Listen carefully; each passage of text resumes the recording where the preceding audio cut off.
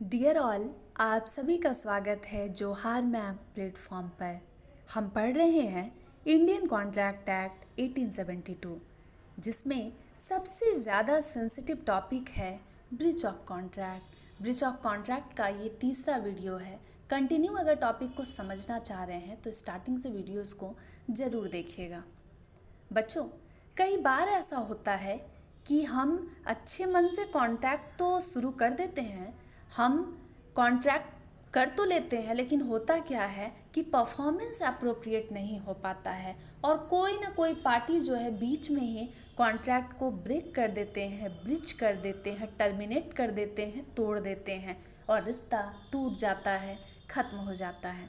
लेकिन Indian contract act कहता है कि अगर कॉन्ट्रैक्ट हुआ है और उसका ब्रीच हो रहा है तो जिस पार्टी ने नुकसान उठाया है, जिनका लॉस हुआ है, जिनका डैमेज हुआ है, उनको कंपनसेट किया जाए।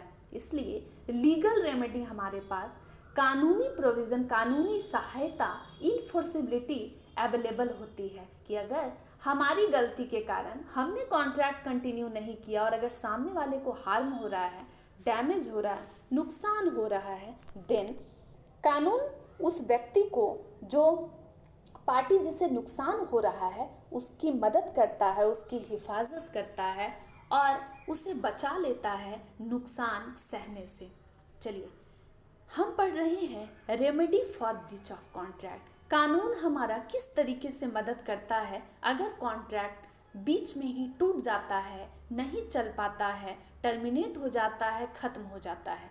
हो सकता है बच्चों, कई बार देखा जाता है कि दोनों ही पार्टी कॉन्ट्रैक्ट में आ तो गए हैं लेकिन म्यूचुअली आराम से बिना लड़े झगड़े अलग हो जाते हैं। तो चलिए, ये तो मामला आसान है, दोनों सेटलमेंट कर लेते हैं।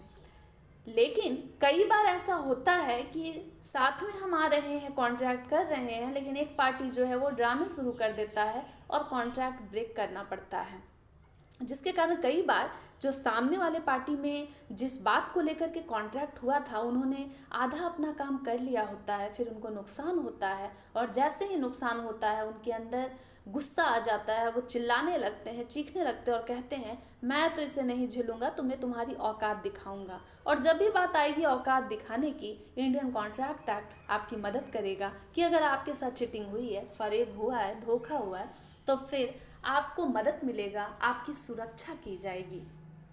आज का टॉपिक है रेमेडी है और ये दूसरा रेमेडी है। पर लास्ट क्लास में मैंने डिस्कस किया था रेसिजन ऑफ कॉन्ट्रैक्ट। आज जिस रेमेडी को, जिस उपाय को, जो कानून हमें दे रहा है, जो पार्टी बेचारा दुखी है, जिसको धोखा मिला है, जिसका ब्रेकअप हो गया है, उसके लिए एक रेमेडी अवेलेबल है जिसको कहते हैं, जिसका नाम है क्वांटम मेरिट। बच्चों, सामान्य भाषा में क्वांटम मेरिट का मतलब होता है, ये एक लैटिन फ्रेज है जो एक इक्विटेबल रेमेडी प्रोवाइड करता है, जिसमें किसी का जो है, ये पूरा का पूरा फ्रेज ये डिफाइन करता है, ये पूरी कहावत ये डिफाइन करती है कि किसी एक के नुकसान पर दूसरे का फायदा ना हो, और लॉ की भाषा में इसको कहते हैं अनजस्ट एनरिचमेंट। मतलब आपका फायदा हो रहा है और अगर दूसरे का नुकसान हो रहा है तो फिर कानून आपको छोड़ने वाला नहीं है। फिर जिस पार्टी के साथ धोखा हो रहा है वो कानूनी मदद लेगा और आपको आपकी हैसियत से रूबरू करवाएगा, हैसियत दिखा देगा। क्वांटम मेरिट कहता है कि हम जितना काम कर चुके हैं, हमने जितना काम अपना परफॉर्म किया है, जितनी जिम्मेदारी निभा ली है, कम से कम उसका जो मेरा हो रहा है हिसाब, उसको कर दो भाई और फिर तुम भागो अपने घर। इसको हम कैसे समझेंगे? तो बच्चों, कुछ मैं रियल लाइफ एग्जाम्पल के साथ इसकी शुरुआत करूंगी, ध्यान से सुनिएगा। तो ध्यान क्या लगाना है, एक बात बताइए, अभी जैन का मंथ चल रहा है और थोड़े दिन के बाद 14 फरवरी आप लोगों का पसंदीदा दिन आने वाला है, वैलेंटाइन डे। एक दिन आपको लगा और आप प्लानिंग करने लगे कि चलो फटाफट अपने खास के लिए कोई गिफ्ट लेते हैं और उससे मिलने के लिए 14 फरवरी को जाना है। आपने गिफ्ट तो ले लिया। 14 फेब को आपके घर के पास एक रिक्शा जा रहा था, आप जल्दी जल्दी फटाफट रेडी हुए और चिल्लाने लगे, रिक्शा वाला भैया हमको इस जगह पे पहुंचा दो, यहाँ पे बहुत अच्छा पार्क है, साथ में घूमेंगे फिरेंगे, मौज करेंगे और क्या। और उसके बाद जो होता है बच्चों, बहुत मज़ा आएगा आपको। होता ये है कि आप रिक्शे वाले के रिक्शे पे बैठ जाते हैं, पैसे की डील भी हो चुकी होती है कि चलो वहाँ पहुँचेंगे, 50 रुपया दे देंगे, तुम भी खुश रहो हम भी खुश रहेंगे। और फिर रिक्शा वाला जो है आगे बढ़ने लगता है। 4-5 किलोमीटर के बाद जब आप रिक्शे से जा रहे होते हैं और आप चीखने चिल्लाने लगते हैं ज़ोर ज़ोर से, अब आपको लगेगा ये क्या हो गया। तो बच्चों, होता क्या है कि आप चीखने चिल्लाने रोने लगते हैं और अपना सिर जो है रिक्शे पे पटकने लगते हैं। रिक्शा वाला बोलता है, भैया तुमको हुआ क्या है? और आप उसे रो रो कर बताते हैं कि भैया जिस खास से मिलने के लिए जा रहे थे उसका गिफ्ट तो घर पे ही रह गया। अब रिक्शा वाला जो है किसी फिल्मी ड्रामे की तरह वो आपको लुक दे रहा है और बोलता है, कोई बात नहीं, तुम फटाफट उतरो और भागो घर, अपने गिफ्ट लेकर आओ। अब आपको घर भागने के लिए फिर किसी ऑटो की तलाश होगी, लेकिन तब तक जो बच्चों एक बहुत बड़ा खेल हो जाता है, ड्रामा हो जाता है, फिल्मी ड्रामा हो जाता है। होता ये है कि रिक्शा वाला आपकी ओर देख के बोलता है, भैया भैया भाग क्यों रहे हो, सुनो सुनो। आप रोते हुए वापस जाते हो और बोलते हैं, क्या हो गया भैया, मैं इतना दूर आपको रिक्शे से लेकर आ गया, आप मुझे 1 रुपया भी नहीं देंगे? और रिक्शा वाला चिल्लाने लगता है कि मैं इतना तो डिज़र्व करता हूँ, मैं 5 किलोमीटर आपको रिक्शे से लेकर यहाँ तक पहुँच गया हूँ, भले ही पूरा रास्ता हम नहीं गए, भाड़ा 50 हो रहा था, लेकिन 25 रुपया जो इतना मेहनत किया हूँ उसके मिलने चाहिए। मैंने जितना काम किया है उसके पैसे मिलने चाहिए। अब आप बताइए, रिक्शे वाले ने क्या गलत कहा? आपने क्योंकि बिना सोचे समझे, बिना गिफ्ट लिए पागलों की तरह घर से निकल गए, आपको कोई आइडिया ही नहीं है। और उल्टा आपने जो बेचारा गरीब रिक्शा वाला है उतनी दूर आपको लेकर अपने रिक्शे पे बिठा कर गधे की तरह खींचे जा रहा है, आपको उतनी दूर तक ले गया, आप उसको पैसे नहीं देंगे? तो रिक्शे वाले का बस एक सिंपल सा मांग था कि मैंने जितना दूर रिक्शे को चलाया है, आपके 50 किलो जो वजन को उठाया, हाथी की तरह मोटे हैं आप, और आप जो है 1 रुपया नहीं देंगे? वाह रे बिहारी, इतनी चालाकी। फिर आपने मन को उदास किया और 25 रुपये रिक्शे वाले को दिए और घर चले गए। उसके बाद की कहानी ये है कि यही है क्वांटम मेरिट। मतलब मैंने जितना काम किया है उतना तो मुझे मिलना चाहिए। मैंने सर एग्ज़ाम में 4 पन्ना भर दिया है तो मुझे 10 में से कम 6 मार्क्स तो मिलने ही चाहिए। ये है quantum merit. As much as is earn, जितना मैंने काम किया है, जितना मैं डिज़र्व करता हूँ उतना मिलना चाहिए। मैं पूरा नहीं चाहता हूँ, और पूरा इसलिए नहीं चाहता हूँ बच्चों कि कभी ना कभी जनरली ये देखा जाता है कि किसी एक पार्टी की गलती के कारण कॉन्ट्रैक्ट पूरा नहीं हो पाता है। लेकिन क्वांटम मेरिट एक इलाज है, एक रेमेडी है, एक इक्विटेबल रेमेडी है जो बराबरी की बात कर रहा है कि आपने जितना काम किया उतना आपको मिल जाए। अगर ऐसा नहीं होता है तो एक पार्टी फ़ायदे में रहेगा, दूसरा नुकसान में, क्योंकि आप तो आधा रास्ता पहुंच गए बच्चों। रिक्शे वाले को क्या मतलब है आपसे कि आप गिफ्ट लेकर घर से चले हैं कि नहीं चले हैं? वो तो अपने काम को कर रहा था, लेकिन आपकी गलती के कारण वो बेचारा आधे रास्ते तक गया और वापस आप वहाँ चीखने चिल्लाने और ड्रामे करने लगी। ये है क्वांटम मेरिट कि मैं जितना डिज़र्व करता हूँ उतना पैसा दो। फॉर एग्जांपल दूसरा कुछ और एग्जांपल लेते हैं। घर पे मान लीजिए आपने एक नई हाउस हेल्प को रखा, झाड़ू पोछा बर्तन वो कर देती है। 5 दिन के बाद आप भी प्योर बिहारी आदमी, आप बोलते हैं, काम वाली अब कल से तुम्हें आने की ज़रूरत नहीं है। वो भी चीखती हुई कि क्या हुआ साहेब, क्यों इतना चीख रहे हो, क्या बात है? फिर आप कहते हैं कि मैं अभी बिहारी हूँ, ये झाड़ू पोछा में क्या रखा है मैं तुरंत कर लूँगा, अब मुझे तुम्हारी कोई ज़रूरत नहीं है। काम वाली भी जो है प्रॉपर काम वाली है, लड़ने लगती है और चिल्लाने लगती है और कहती है कि ये जो 5 दिन मुफ्त में काम करवाए है साहब, उसका क्या? फिर मजबूरी में आपको 500 रुपये उसको देने पड़ते हैं। क्यों देने पड़ते हैं बच्चों? इसलिए देने पड़ते हैं कि आपकी गलती के कारण वो तो 1 महीने काम करती, उसको तो आप प्रॉपर, आप मान लीजिए 2,000 रुपये पर महीने पगार से उसको उस तरीके से हायर कर रहे हैं, रख रहे हैं काम के लिए, और आपने बीच में एक कॉन्ट्रैक्ट को पूरा नहीं किया, आपने ही तोड़ दिया। आपका ही मन, आप खुद बिहारी, चालाक बिहारी, आपको ध्यान आ गया कि 500 रुपया तो बिहारी ऐसे देगा नहीं 2,000 रुपया काम वाली को, और आप चालाकी करने लगे। तो काम वाली भी जो है उसे मालूम है कि कहाँ नुकसान कहाँ फ़ायदा। वो आपको औकात दिखा देती है और ये कहती है कि जितना काम किए हैं भाई साहब उतना पैसा तो लेना ही पड़ेगा, नहीं तो फिर मैं घर छोड़ के जाने से मैं यहीं पे बैठी रहूँगी। अब वाइफ आकर भी चिल्लाने लगेगी कि ये घर में काम वाली जाति क्यों नहीं, ये कोई शो पीस है क्या जो घर में पड़ी हुई है, ना काम करना है ना कुछ करना है। खैर, आप समझदार हैं। क्वांटम मेरिट कंसेप्ट एक लैटिन फ्रेज है जो कहता है कि जितना हमने काम किया है उतना तो मुझे पैसा चाहिए, जितना हमने काम किया है उतना मेहनताना हमें मिलना चाहिए।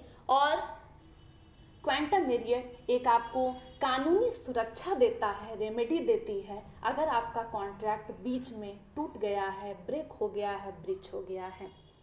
चलिए, क्वांटम मेरिट सिर्फ कॉन्सेप्ट बच्चों इतना आसान नहीं है, इसमें बहुत सारे सर्कमस्टांसेस अवेलेबल हैं, मतलब कुछ केसेस हैं जिससे हमको समझना होगा कि किन किन केस में कैसे कैसे क्वांटम मेरिट एडजस्ट किया जाता है, किस तरीके से जितना आप डिज़र्व करते हैं उतना आपको मिलता है। पहला केस है बच्चों, in case of void agreement or contract that becomes void।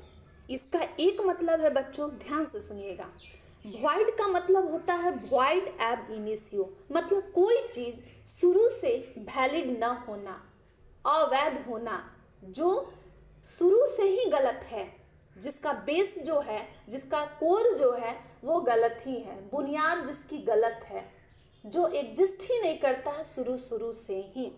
मतलब वैसे अग्रीमेंट जिसमें एसेंशियल एलिमेंट मिसिंग हो। लास्ट क्लास के पुराने कुछ वीडियोस में मैंने आपको ये बताया भी है। अब ध्यान से सुनिए, वॉइड अग्रीमेंट का ये जो केस है ये एग्जिस्ट कैसे किया, नज़र में कैसे आया, तो एक एग्जाम्पल से समझते हैं।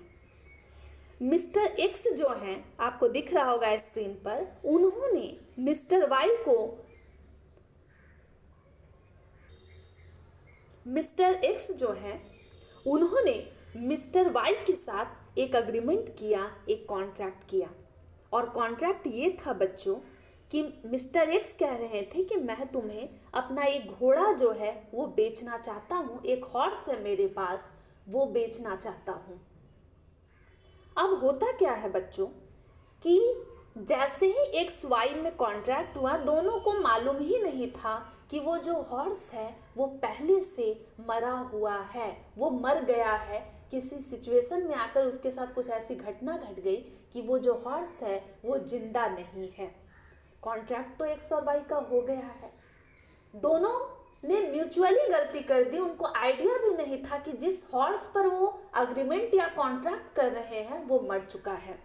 तो म्यूचुअल मिस्टेक, अगर इस तरीके की कोई बात हुई तो मतलब दोनों की गलती है, दोनों में समझ नहीं थी कि जिस घोड़े को लेकर के कॉन्ट्रैक्ट हो रहा है, हॉर्स को लेकर के, वो घोड़ा जो है वो मर चुका है। अब जो चीज़ मर चुका है, अब हमारा वो तो हम उसे बेच भी नहीं सकते हैं, तब तो हम कहीं के नहीं रह गए। तो इस केस में म्यूचुअल मिस्टेक हुआ। अब होगा क्या कि हो सकता है वाई ने इस घोड़े को खरीदने के बदले कुछ पैसे एक्स को दिए हों। अब इन दिस केस हमको ये दिखेगा कि कॉन्ट्रैक्ट के लिए पैसे तो दे दिए गए, एग्रीमेंट हुआ उसके लिए पैसे तो दे दिए गए, लेकिन वो चीज़ हमें मिलेगा ही नहीं।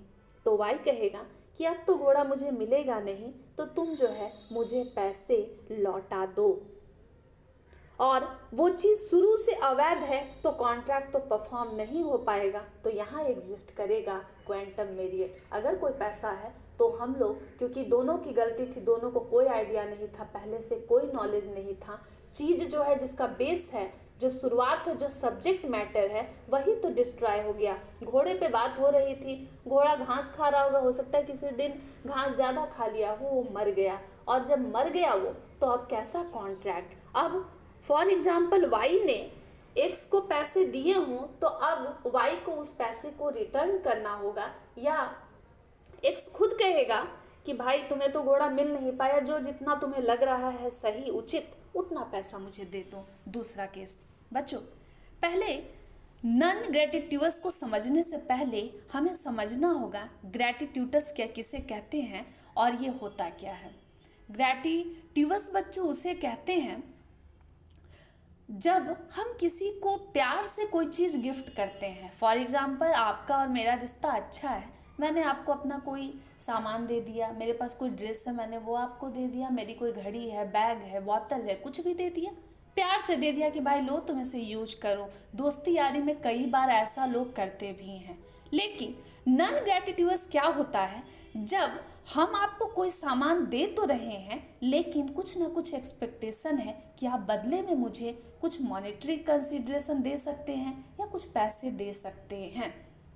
अब आप सोच के बताइए कि जब जहाँ एक्सपेक्टेशन होती है जिस चीज़ पर, तो फिर मैंने मुफ्त में तो आपको दिया नहीं है। ग्रेटिट्यूडस तो है नहीं कि मैंने प्यार मोहब्बत में आकर आपको दे दिया कि लो भाई मेरा बोतल लो, खूब पानी पियो भर भर के। अब यहाँ क्या हो जाएगा बच्चों, इसका बेस्ट एग्जाम्पल है कि कोई चीज़ मैंने आपको दे तो दिया लेकिन बदले में मुझे पैसे चाहिए। मुफ्त में तो नहीं दिया हो, आप मेरे दोस्त उतने अच्छे तो नहीं है कि मुफ्त में दे दूँ। इसको कहते हैं नॉन ग्रेटिट्यूडस एक्ट। अब सुनिए क्या होगा। एग्जाम्पल इसका क्या है, मिस्टर ए जो है उनको कुछ गुड्स जो है मिस्टर सी को देना था। मिस्टर ए जो है उनको मान लीजिए 500 कुरकुरे जो है या 500 लेज मिस्टर सी को देना था, लेकिन मिस्टर ई जो है गलती से, उन्होंने जिसे डिलीवरी के लिए भेजा था वो गलती से बी के पास उस गुड्स को छोड़कर चला आता है। अब इस केस में क्या होगा बच्चों, सी को तो नुकसान हो जाएगा। सी को तो नुकसान हो जाएगा, क्यों? क्योंकि सी तो इंतजार कर रहा होगा कि कब ले जाएगा मैं खाऊंगा, कब लिट्टी चोखा घर पहुंचेगा मैं खाऊंगा। और ए जो है उसको पैसे लेने थे सी से, क्योंकि ए जो है सी को ही तो लेज बेचना चाह रहा था, लेकिन गलती से किसी कारण से वो बी के पास चला गया। बी जो है प्रॉपर बिहारी है, बी फॉर बिहारी।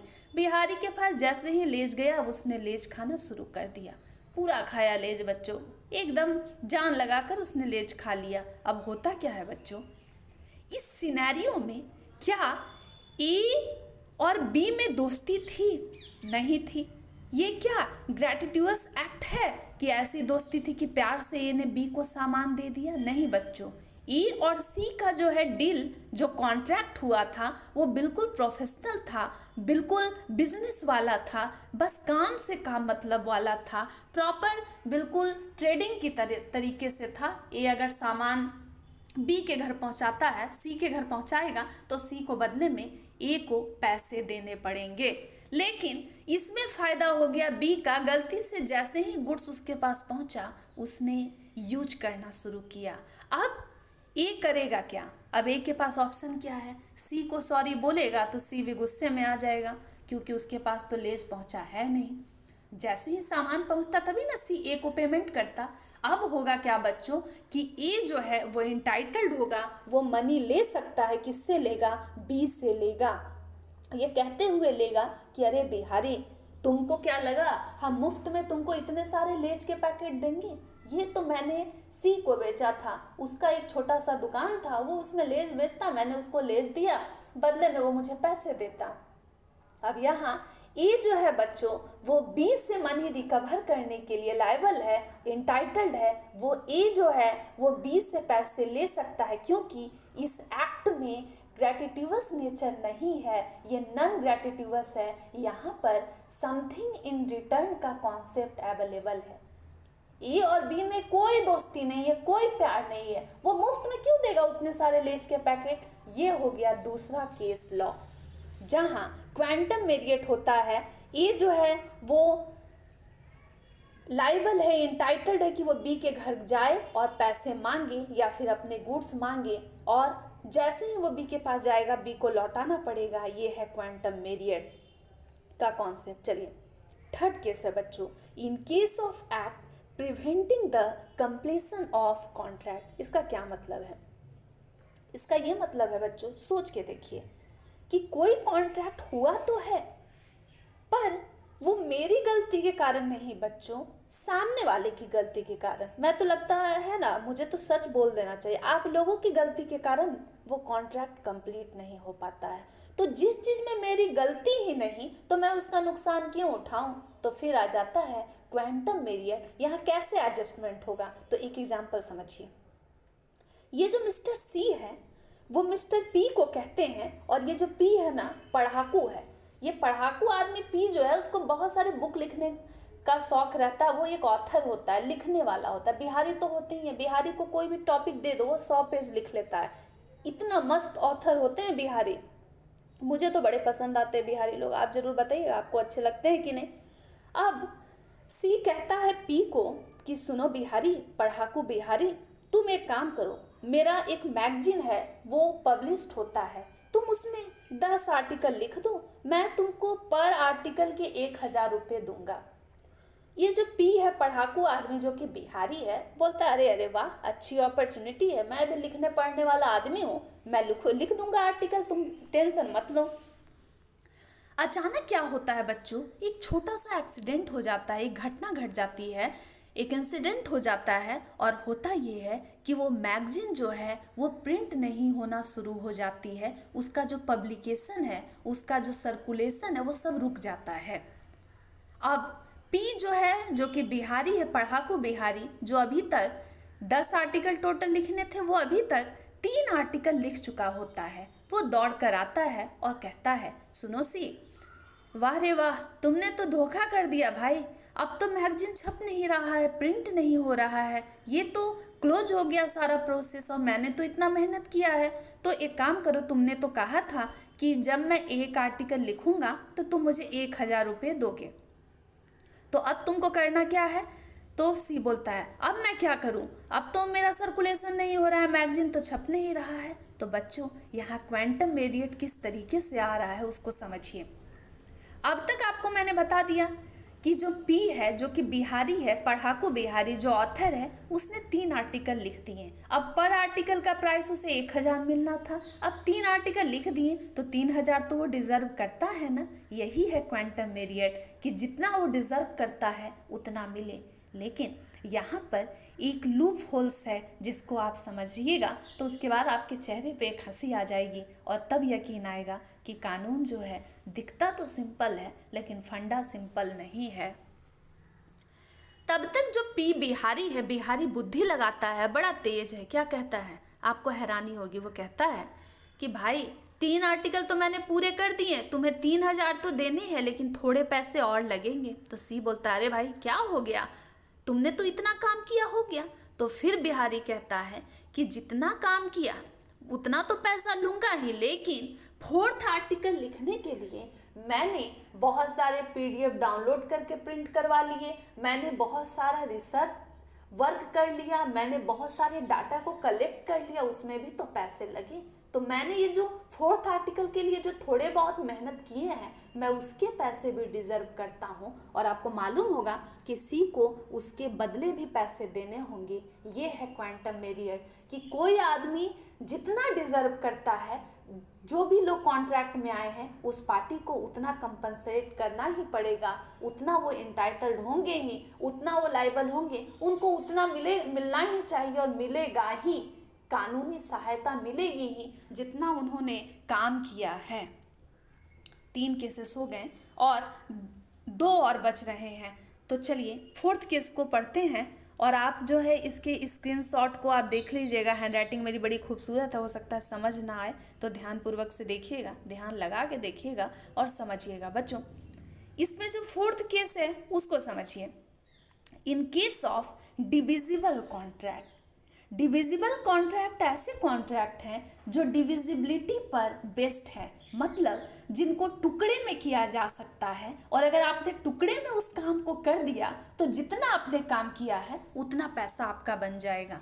अब सोचिए, ए जो है एक आदमी है, वो कहता है मिस्टर बी को, और बी फॉर बिहारी, बिहारी को ये कहता है कि बिहारी आदमी सुनो, मैं टिफ़िन सर्विस देता हूँ, मैं तुमको टिफ़िन सप्लाई करना चाहता हूँ। बिहारी आदमी भी ज़रा कंजूस है, मन नहीं लगता, आलसी है, बोलता है कि अरे भाई ठीक है, थोड़े बहुत पैसे लगेंगे, बताओ कितने रुपए टिफ़िन दोगे। तो ये कहता है कि 300 रुपया जो है पर मील, हमारा यही रेट है, तो जितने बार मील लोगे तुम उतने 300 रुपये जो है वो मुझे दे देना।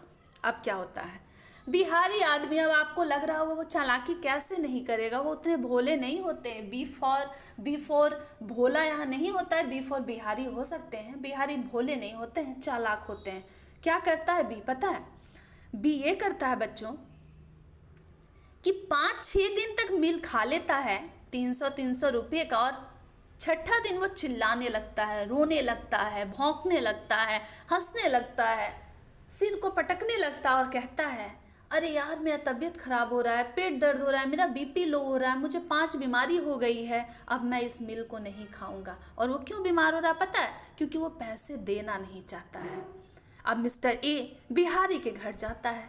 बिहारी चाहता है कि मामला शांत हो जाए। बिहारी प्यार से उसे लिट्टी चोखा भी देता है, लेकिन मिस्टर ए मानते नहीं और कहते हैं, जो तुमने 5-6 दिन मेरे मिल को लिया है, 300 रुपये 5 दिन तक खाए हैं, तो चलो 1500 रुपये मुझे दो।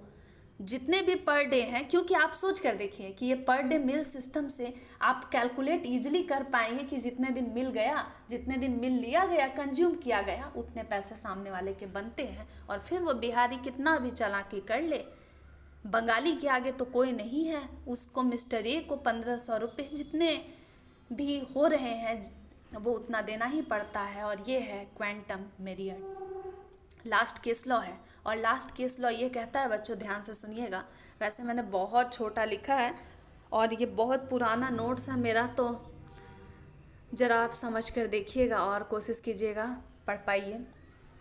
बच्चों, जो 5वां केस लॉ है, जो केस है, जो सर्कमस्टांसेस है जहाँ पे क्वांटम मेरियट एग्जिस्ट करता है, वो है क्या? तो सुनिए।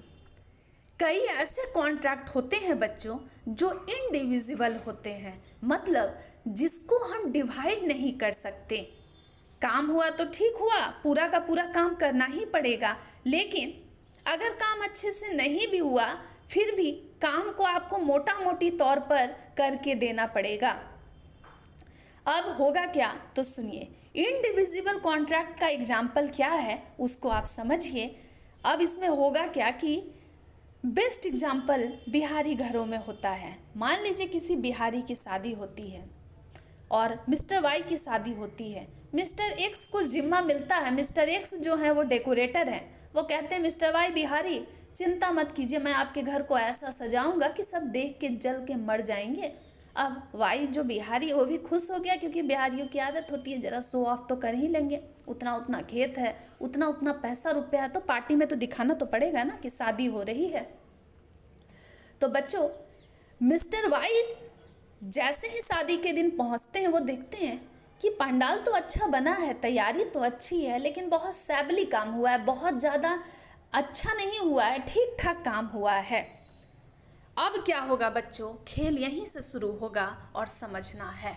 इनडिविजिबल कॉन्ट्रैक्ट ऐसे कॉन्ट्रैक्ट हैं जब पूरे काम होंगे तो ही पैसा मिलेगा। ये 300 रुपये पर मील की बात नहीं है। पूरा का पूरा अगर डेकोरेशन हो गया है, थोड़ा खराब भी हुआ है, तो पूरा डेकोरेशन होना चाहिए। ऐसा ना हो कि पंडाल के 2 हिस्से को सजा दिया गया, 2-3 हिस्सा दरवाजा वगैरह छोड़ दिया गया और आप पैसा लेने पहुंच जाएंगे।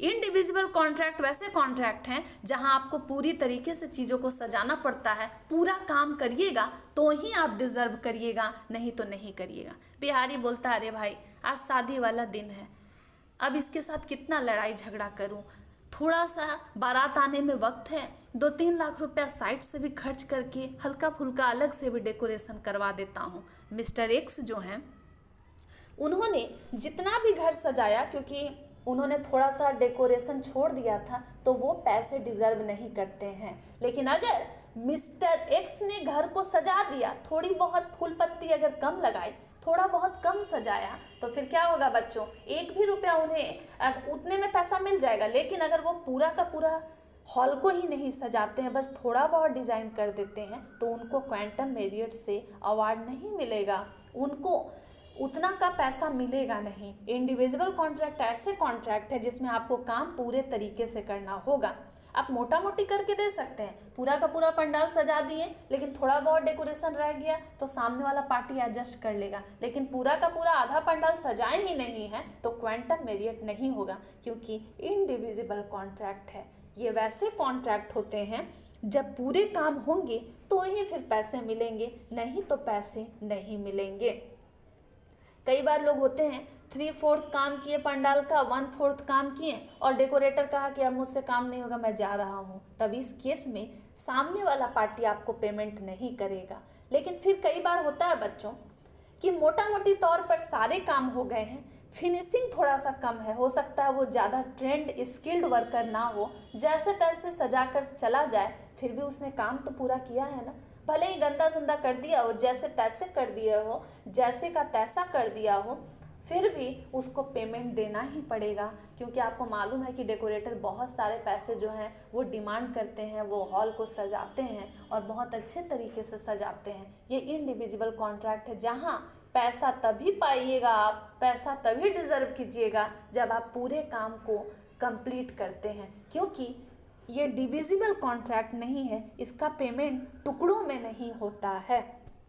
लेकिन इस केस में आपने देखा कि वाई बिहारी बेचारा भोला भाला भी है, शादी के दिन वो नहीं चाह रहा था कि चिक चिक हो, वो करता क्या है कि बिना अपनी फैमिली में किसी को बताए चुपके से किसी और डेकोरेटर को बुला के अपने घर को सजा देता है। और एक्स जो है क्योंकि उसने ठीक ठाक पूरा काम कर दिया था, बहुत सुंदर तो नहीं किया, उसको उसके पैसे दे के वहीं से भगा देता है। ये हो गया इंडिविजुअल कॉन्ट्रैक्ट। काम हुआ ठीक है, अगर अच्छे से नहीं भी हुआ लेकिन पूरा करना होगा ही, तो ही पैसा मिलेगा, नहीं तो घर जाइए, भागिए इधर से।